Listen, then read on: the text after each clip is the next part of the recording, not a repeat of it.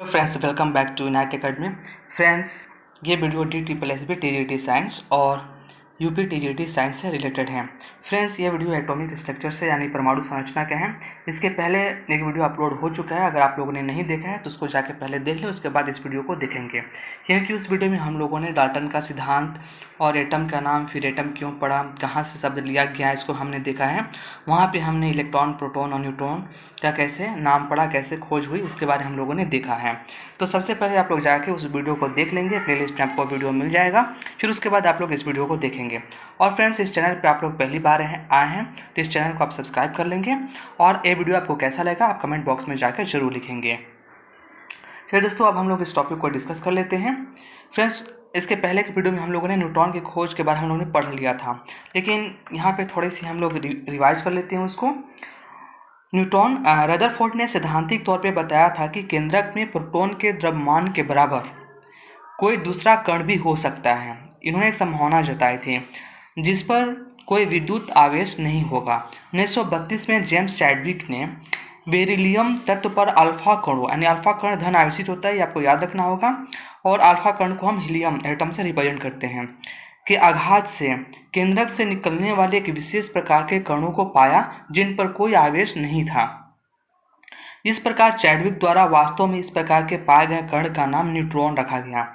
और फ्रेंड्स, इसका नाम न्यूट्रॉन इसलिए रखा गया क्योंकि यह न्यूट्रल होता है, मीन्स इस पर कोई चार्ज नहीं होता है, इसलिए इसका नाम न्यूट्रॉन रखा गया।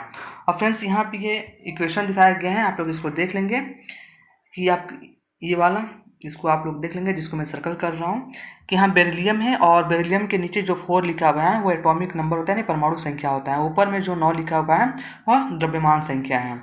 और अल्फा को जैसे मैंने कहा कि हीलियम एटम से रिप्रेजेंट करते हैं, तो अल्फा को 2He4 है।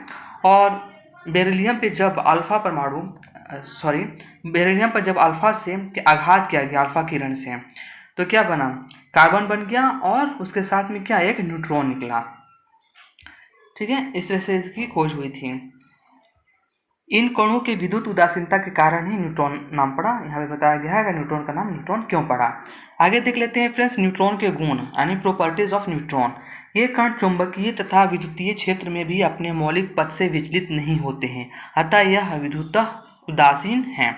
फ्रेंड्स, अगर ये चुंबकीय क्षेत्र तथा विद्युतीय क्षेत्र में अपने पथ से विचलित हो जाते हैं तो इसका मतलब ये होता है कि इस पर चार्ज है, लेकिन ये अपने पथ से विचलित नहीं होता है। कौन, न्यूट्रॉन। इसलिए यह माना गया कि यह क्या है, विद्युत उदासीन है न्यूट्रॉन। और सेकंड में है, इनका द्रव्यमान प्रोटॉन के द्रव्यमान के करीब होता है, अर्थात न्यूट्रॉन का द्रव्यमान 1.675 × 10⁻⁻24 होता है। फ्रेंड्स, यहाँ पे कहा गया है कि जो न्यूट्रॉन का द्रव्यमान है वो प्रोटॉन के द्रव्यमान के करीब होता है, यानी एग्जैक्ट नहीं होता, क्योंकि हम जानते हैं कि न्यूट्रॉन का जो द्रव्यमान है प्रोटॉन के द्रव्यमान से थोड़ा सा ज़्यादा होता है। मैं आपको याद दिला दूँ कि जो प्रोटॉन का द्रव्यमान होता है वह होता है 1.673 × 10⁻⁻24, ये NCERT के अकॉर्डिंग है, जबकि न्यूट्रॉन का द्रव्यमान है 1.675 × 10⁻⁻24। ये कण काफ़ी भेद्य होते हैं। आगे है, अब तक के प्रयोगों से यह विदित होता है कि इलेक्ट्रॉन, प्रोटॉन तथा न्यूट्रॉन ही मूलतः परमाणु के अवयव हैं। इन तीनों अवयवों के अलावे और भी कई कण परमाणु में निहित हैं, फिर भी इन्हीं तीनों अवयवों को ही मुख्यतः परमाणु की रचना में प्रधानता दी जाती है। इन तीनों मूल कणों के द्रव्यमान तथा आवेश के मान संक्षेप में आगे दिए गए, यहाँ टेबल में आगे दिया गया है। फंडामेंटल पार्टिकल यानी मूल पार्टिकल्स हैं, और इन्हें अपरमाणुक कण भी कहते हैं, इलेक्ट्रॉन, प्रोटॉन, न्यूट्रॉन को। फ्रेंड्स, इलेक्ट्रॉन को सिंबल में यानी संकेत में हम लोग ई से उसको लिखते हैं, प्रोटॉन को पी से और न्यूट्रॉन को स्मॉल एन से। अब हम लोग रिलेटिव मास की बात कर लेते हैं। तो इलेक्ट्रॉन का रिलेटिव मास होता है 1/1840, ठीक है, और प्रोटॉन का रिलेटिव मास 1 होता है, न्यूट्रॉन का रिलेटिव मास 1 होता है। अब यहाँ पे आप लोगों को लगा होगा कि रिलेटिव मास में कोई यूनिट यानी मात्रक नहीं लिखा गया है, तो इसका कारण यह है कि रिलेटिव मास जो होता है वो दो सेम यूनिट का क्या होता है, अनुपात होता है, रेशियो होता है, जिसकी वजह से इसका कोई यूनिट नहीं होता है। और इसका एब्सोल्यूट मास की बात करते हैं इलेक्ट्रॉन की, तो इलेक्ट्रॉन के एब्सोल्यूट मास की वैल्यू है 9.11 × 10⁻⁻28 क्या, ग्राम में। और अगर केजी में याद रखेंगे तो अगर ग्राम को केजी में बदलने के लिए क्या करते हैं, 1000 से भाग देते हैं। तो 1000 से भाग देंगे तो ये हो जाएगा 9.11 × 10⁻31 kg। ठीक है। अब यहाँ प्रोटॉन की बात कर लेते हैं। तो प्रोटॉन की जो मास है ये है 1.674 × 10⁻24 ग्राम। लेकिन फ्रेंड्स अभी मैंने इसके जस्ट पहले बताया कि एनसीईआरटी में दिया गया है प्रोटॉन का जो द्रव्यमान है, एब्सोल्यूट जो मास है वह है 1.673 × 10⁻24 एनसीईआरटी में दिया गया है। ठीक है। और न्यूट्रॉन का जो द्रव्यमान है ये है 1.675 × 10⁻24। तो फ्रेंड्स इस तरह से प्रोटॉन और न्यूट्रॉन को आप कंपेयर कीजिए, तुलना कीजिए, तो आप देखेंगे कि न्यूट्रॉन की जो द्रव्यमान है वह प्रोटॉन के द्रव्यमान से थोड़ा सा क्या है, ज़्यादा है। अब हम रिलेटिव चार्ज की बात कर लेते हैं। तो इलेक्ट्रॉन पे जैसे कि हम जानते हैं कि नेगेटिव चार्ज होता है, तो इसलिए इसको हम -1 रिलेटिव चार्ज है किसका, इलेक्ट्रॉन का। और प्रोटॉन का रिलेटिव चार्ज +1 है, क्योंकि हम जानते हैं कि धनात्मक आवेश होता है प्रोटॉन पे और न्यूट्रॉन पे कोई आवेश नहीं होता है, यानी चार्जलेस है, न्यूट्रल, इसलिए इस पे आवेश 0 है, चार्ज 0। अब एब्सोल्यूट चार्ज की हम बात कर लेते हैं। तो इलेक्ट्रॉन पे जो एब्सोल्यूट चार्ज है यानी एब्सोल्यूट आवेश जो है वो है -4.8 × 10⁻10 ESU। ESU में ये वैल्यू है। तो ESU का फुल फॉर्म होता है इलेक्ट्रोस्टैटिक यूनिट, अगर हिंदी में कहें तो स्थिर वैद्युत आवेश। अगर हम इसको कूलम में याद रखते हैं तो इसका कूलम में वैल्यू है -1.60 × 10⁻19 कूलम। ठीक है। और इसी अब प्रोटॉन की जो एब्सोल्यूट चार्ज की वैल्यू है वो है +4.8 × 10⁻10 ESU यानी इलेक्ट्रोस्टैटिक यूनिट। और अगर कूलम में याद रखेंगे तो +1.60 × 10⁻19 कूलम। और न्यूट्रॉन पे कोई चार्ज नहीं होता, इसलिए इस पे 0 चार्ज है। फ्रेंड्स यहाँ पे एक चीज देखने की बात है कि इलेक्ट्रॉन और प्रोटॉन पे जो वैल्यू है चार्ज की, एब्सोल्यूट चार्ज की जो वैल्यू है वो सेम है। डिफरेंस किस में, यानी अंतर किस में, अंतर केवल साइन में है। हम लोग जानते हैं कि इलेक्ट्रॉन पे नेगेटिव चार्ज होता है, इसलिए इसके पहले नेगेटिव साइन यानी माइनस साइन लगा हुआ है। और प्रोटॉन पे धनात्मक आवेश यानी पॉजिटिव चार्ज होता है, इसलिए इसके पहले प्लस साइन लगा रहेगा। बाकी अगर वैल्यू देखें, न्यूमेरिकल वैल्यू देखें, तो दोनों का सेम है। चलिए दोस्तों आगे देख लेते हैं। फ्रेंड्स आगे हम लोग बात करेंगे केर्नक तथा रदरफोर्ड का परमाणु मॉडल। रदरफोर्ड का परमाणु मॉडल जो कि बहुत ही इंपॉर्टेंट है एग्जामिनेशन पॉइंट ऑफ व्यू से।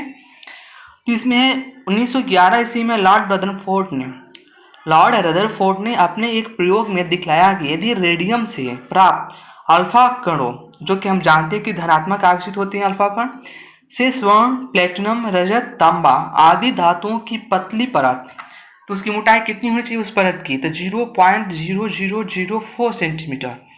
और इसको ऐसे याद रखने का तरीका ये हो सकता है कि 0.3 × 04 सेंटीमीटर इतनी पतली परत होती है किसकी, स्वर्ण की यानी गोल्ड की, प्लैटिनम की, सिल्वर की या कॉपर की।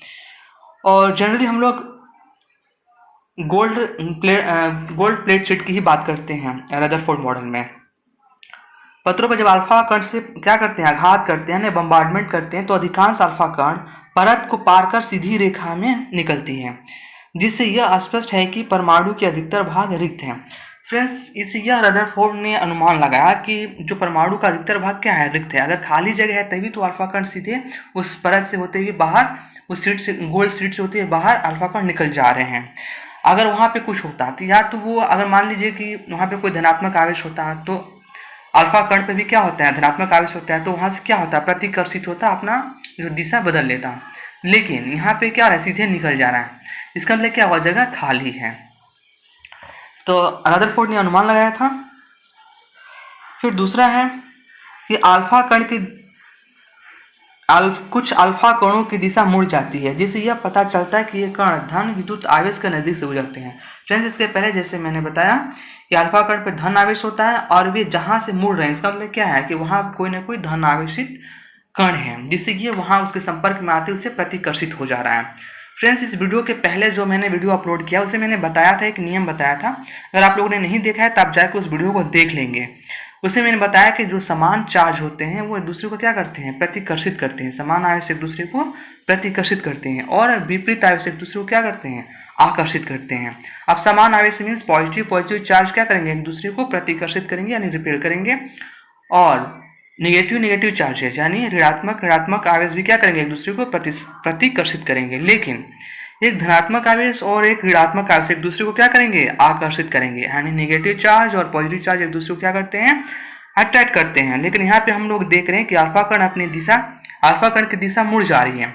इसका कारण यह है कि अल्फा कण जहाँ से गुजर रहा है वहाँ पे क्या है, धनात्मक आवेश है, जिसकी वजह से इन दोनों में क्या हो रहा है, प्रतिकर्षण हो रहा है, जिसकी वजह से अल्फा कण अपनी दिशा मुड़ जा रही है, अल्फा कण की दिशा।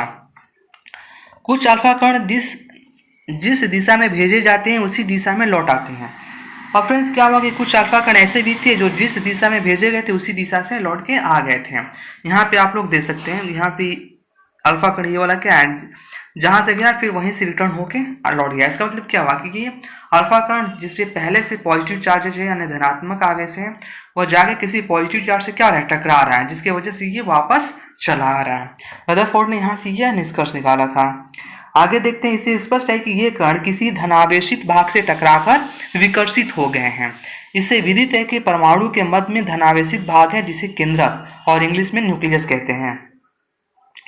इन परीक्षणों के आधार पर रदरफोर्ड ने परमाणु का एक मॉडल दिया, जिसके अनुसार तो फिर ये जो एक्सपेरिमेंट किया था रदरफोर्ड ने, इसके आधार पर उन्होंने एक निष्कर्ष निकाला। और निष्कर्ष क्या निकाला कि परमाणु के केंद्र में नाभिक या केंद्रक होते हैं जिसे न्यूक्लियस कहते हैं, जिसमें परमाणु का पूर्ण धन आवेश तथा लगभग सारा भाग क्या होता है, उपस्थित होता है।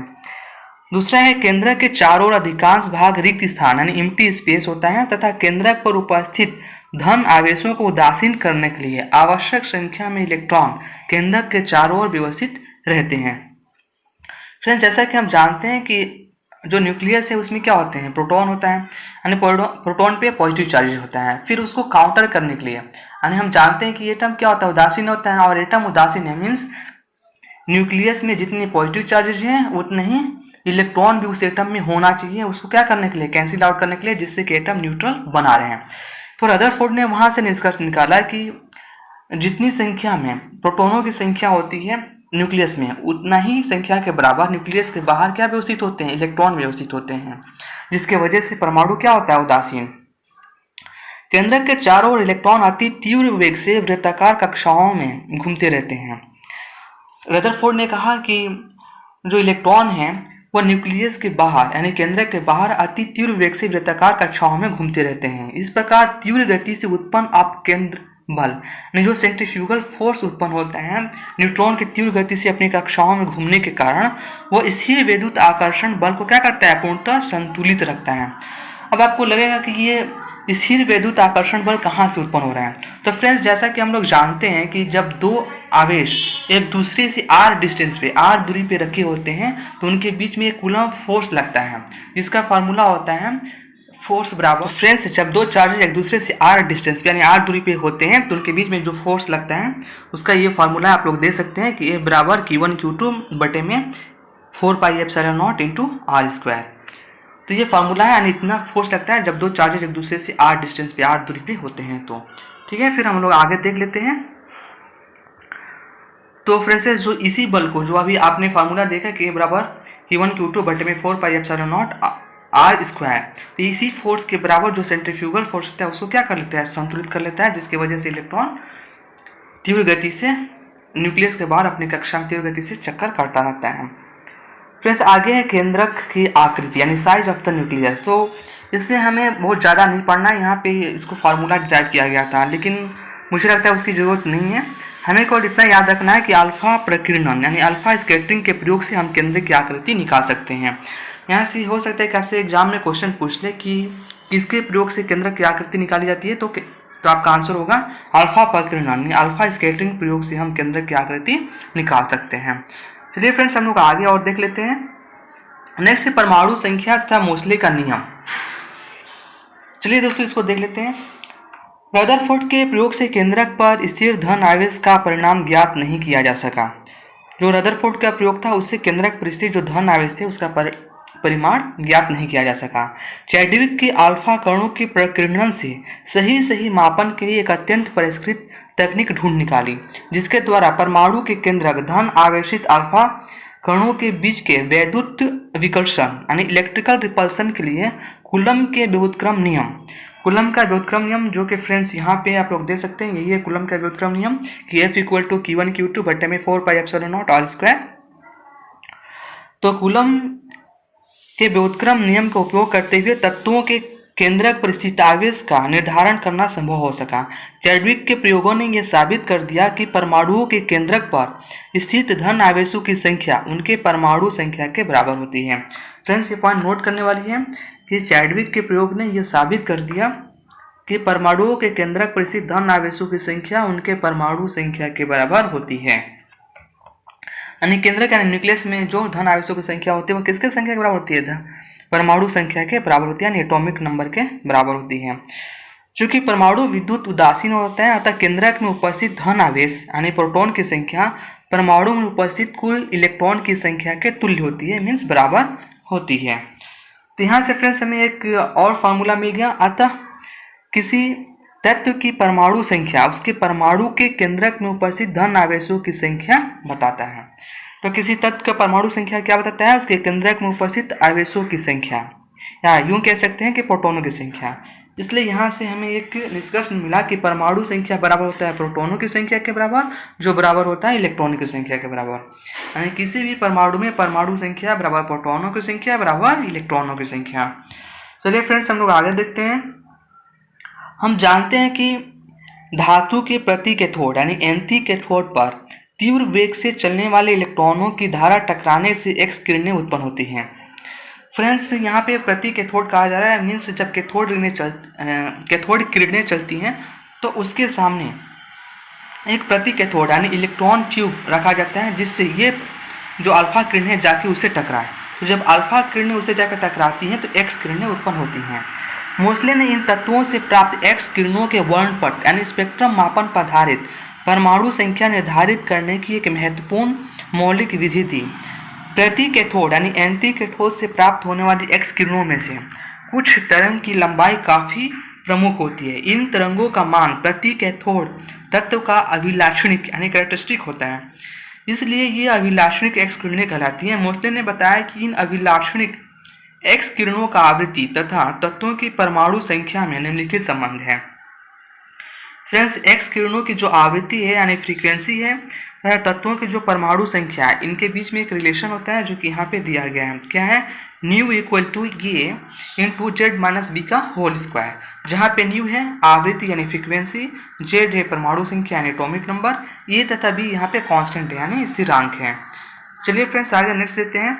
एक्स किरणों की आवृत्ति तथा तत्वों की परमाणु संख्या के बीच संबंध को मोस्ले नियम कहा जाता है।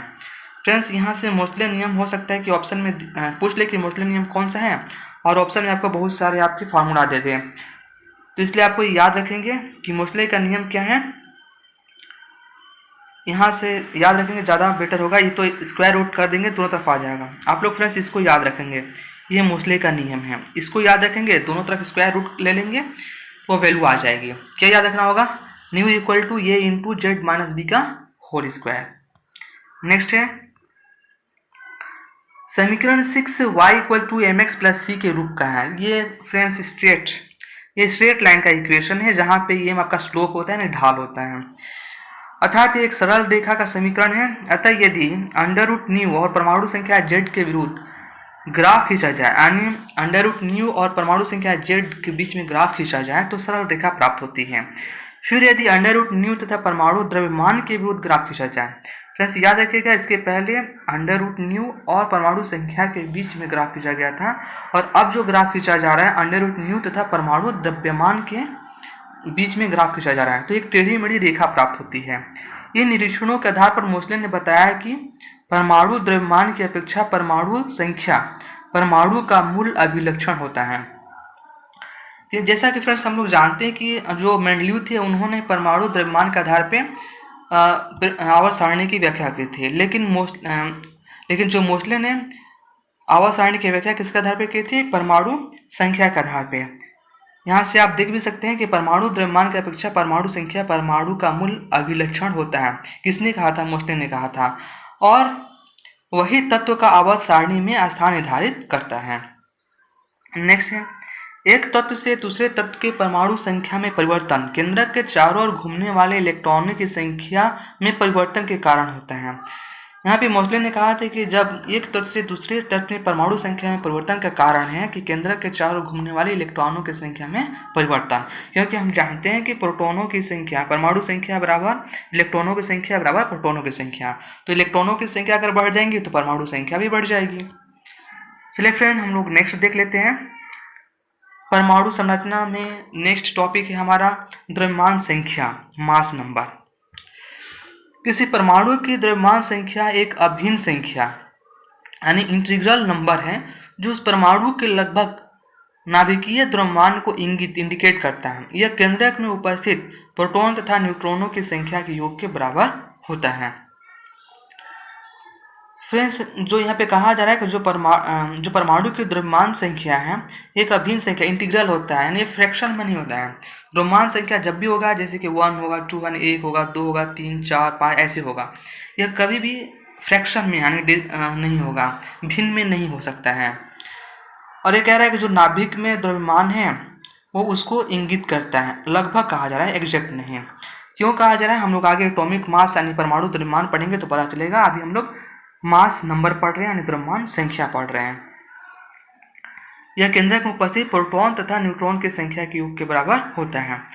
मीन्स मान लिया किसी परमाणु के केंद्रक में प्रोटॉनों की संख्या p है। मान लिया किसी परमाणु के केंद्रक में प्रोटॉनों की संख्या कितनी है, p है, जिस और प्रोटॉनों की संख्या किसके बराबर होती है, परमाणु संख्या के बराबर होती है, और परमाणु संख्या को हम लोग z से निरूपित करते हैं। तथा न्यूट्रॉन की संख्या n है। मान लिया गया कि किसी परमाणु केंद्रक में प्रोटॉन की संख्या p तथा न्यूट्रॉन की संख्या n है, तो उस परमाणु की द्रव्यमान संख्या हो जाता है ये बराबर p प्लस n। यहाँ से हमें एक फार्मूला यानी सूत्र मिल गया कि द्रव्यमान संख्या बराबर प्रोटॉनों की संख्या प्लस न्यूट्रॉनों की संख्या। नेक्स्ट देख लेते हैं। किसी तत्व के लिए उन संख्याओं को निम्नलिखित रूप से प्रदर्शित किया जाता है। फ्रेंड्स, यहाँ पे एक से कोई एलिमेंट है, यहाँ पे कोई भी x के जगह पे आप oxygen, carbon, nitrogen, phosphorus, potash, aluminium कुछ भी रख सकते हैं, और x आपका एलिमेंट है, और एलिमेंट के नीचे जो लेफ्ट साइड में लिखा जाता है वो आपका क्या होता है, परमाणु संख्या यानी एटॉमिक नंबर होता है, और x के ऊपर राइट साइड में जो लिखा है तो आपका द्रव्यमान संख्या यानी एटॉमिक नंबर होता है, यानी मास नंबर। नेक्स्ट देख लेते हैं। इस सिंबल को आप लोग याद रखिएगा, इस सिंबल को आप लोग याद रख लेंगे। नेक्स्ट फ्रेंड्स, ये कुछ एलिमेंट्स हैं और उन्हें प्रोटॉनों की संख्या और न्यूट्रॉनों की संख्या और मास नंबर के बारे में बताया गया है।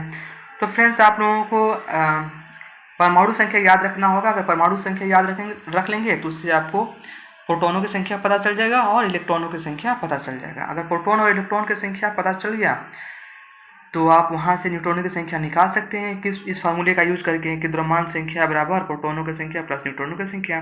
उसमें आप वैल्यू पुट कर देंगे तो आप जिसकी वैल्यू चाहे निकाल सकते हैं।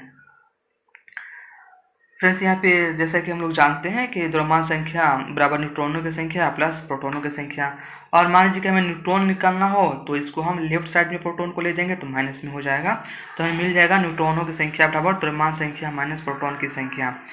जैसा कि आप लोग इस प्रश्न में देख रहे हैं कि किसी तत्व की परमाणु संख्या 23 है तथा द्रव्यमान संख्या 55 है, तो उस तत्व के केंद्रक में उपस्थित न्यूट्रॉन की संख्या क्या है। तो फ्रेंड्स, अभी जैसा कि आप लोग ऊपर देख रहे हैं फार्मूला, फ्रेंड्स यहाँ पे आप लोग फार्मूला देख रहे हैं कि n इक्वल टू यानी न्यूट्रॉन की संख्या बराबर द्रव्यमान की संख्या माइनस प्रोटॉन की संख्या। तो यहाँ से आप वैल्यू पुट कर देंगे। द्रव्यमान की संख्या कितनी है, अब द्रव्यमान की संख्या देख रहे हैं 55 है, तो यहाँ 55 रख दिया, और माइनस परमाणु संख्या कितना 23 है, तो परमाणु संख्या 23 है। यहाँ पे थोड़ा गलत लिखा गया, 26 हो गया, यहाँ पे आप 23 कर देंगे, परमाणु संख्या 23 कर देंगे। यहाँ पे फिर माइनस करेंगे तो आपको कितना मिल जाएगा, इसको काट दीजिए, गलत है, ये वाला गलत है, यहाँ पे इसको काट दीजिए तो आपको मिल जाएगा 5 से 3 माइनस करेंगे तो 2 हो जाएगा, और 5 से 2 माइनस करेंगे तो 3, 32। तो यहाँ से आपको क्या मिल गया, न्यूट्रॉनों की संख्या 32 मिल गया। और यहाँ पे 26 जगह 23 इसलिए होगा क्योंकि परमाणु संख्या 23 पहले से दिया हुआ है, यहाँ पे मिसप्रिंट हो गया है। फ्रेंड्स, अगला प्रश्न आप लोग जैसे कि मैंने लिख दिया कि स्वयं हल करें, इसको आप लोग खुद हल करेंगे और इसका आंसर आप लोग कमेंट बॉक्स में जाके लिखेंगे। आगे फ्रेंड्स हम लोग देख लेते हैं एटॉमिक मास। इसके पहले हमने क्या पढ़ा, इसके पहले हमने मास नंबर पढ़ा यानी द्रव्यमान संख्या, और अभी हम लोग पढ़ रहे एटॉमिक मास यानी परमाणविक द्रव्यमान। दोनों में आप लोग कन्फ्यूज नहीं होंगे, ठीक है। किसी परमाणु के केंद्रक में उपस्थित प्रोटॉन तथा न्यूट्रॉन के द्रव्यमान के योग को परमाणुक द्रव्यमान कहा जाता है। यानी किसी परमाणु, कोई भी एटम है, उसके केंद्रक यानी न्यूक्लियस में जितने भी प्रोटॉन और न्यूट्रॉन हैं, तो प्रोटॉन के मास प्लस न्यूट्रॉन के मास का जो एडिशन है, जो योग है, उसको हम परमाणुक द्रव्यमान यानी एटॉमिक मास कहते हैं। किसी परमाणु के एटॉमिक मास को AMU में व्यक्त किया जाता है। किसी परमाणु के एटॉमिक मास को किस में व्यक्त किया जाता है? तो AMU का फुल फॉर्म होता है एटॉमिक मास यूनिट, तथा इसके कन्वर्जन फैक्टर को निम्नलिखित रूप में व्यक्त किया जाता है। यहाँ से फ्रेंड्स इसको आप लोग याद कर लेंगे। यहाँ जो ब्रैकेट में दिया गया है कि 1 gram is equal to 6.022 into 10⁻23 AMU यानी एटॉमिक मास यूनिट होता है। इसको आप लोग जरूर याद रखेंगे। नेक्स्ट चलते हैं। यदि किसी कण का द्रव्यमान हो तो हम उस कण का द्रव्यमान AMU में आसानी से व्यक्त कर सकते हैं। मान लीजिए किसी कण का द्रव्यमान आपको दिया गया है और उस कण के द्रव्यमान को आपको AMU यानी एटॉमिक मास यूनिट में एक्सप्रेस करना है, व्यक्त करना है। तो सिंपल सी बात है कि जो भी द्रव्यमान ग्राम में दिया गया है उसको अगर AMU में बदलना है तो उसमें आप 1 ग्राम बराबर कितना होता है? 6.022 × 10⁻23 AMU। जितना ग्राम दिया गया है उसमें आप 6.022 × 10⁻23 से गुणा कर दीजिए, आपको AMU में वैल्यू मिल जाएगी। फ्रेंड्स अगला क्वेश्चन ये भी मैंने आपके लिए छोड़ दिया है, मैंने लिख दिया कि स्वयं हल करें। इसको आप लोग खुद सॉल्व करेंगे, हल करेंगे और इसका आंसर आप लोग कमेंट बॉक्स में ज़रूर लिखेंगे। फ्रेंड्स अगर आपको PDF चाहिए इसका तो आप टेलीग्राम चैनल को ज्वाइन कर सकते हैं। मैंने उसका लिंक इस वीडियो के डिस्क्रिप्शन बॉक्स में दे दिया है। वहाँ से आप लोग टेलीग्राम चैनल को ज्वाइन कर ले और वहाँ से आप लोग PDF मिल सकता है, आपको आप प्राप्त कर सकते हैं। फ्रेंड्स नेक्स्ट है रदरफोर्ड के परमाणु मॉडल की कमियाँ। अभी तक हम लोगों ने रदरफोर्ड की परमाणु मॉडल पढ़ा, अब हम लोग उसके ड्रॉबैक्स पढ़ेंगे। Drawbacks of Rutherford's atomic model यानी रदरफोर्ड के परमाणु मॉडल की कमियाँ हम लोग नेक्स्ट क्लास में पढ़ेंगे। अगर आपको वीडियो पसंद आया हो तो आप चैनल को सब्सक्राइब कर लें और आप अगला वीडियो किस और दूसरे सब्जेक्ट पे चाहते हैं आप कमेंट बॉक्स में जरूर लिखेंगे। इस वीडियो में इतना है। Thanks for watching.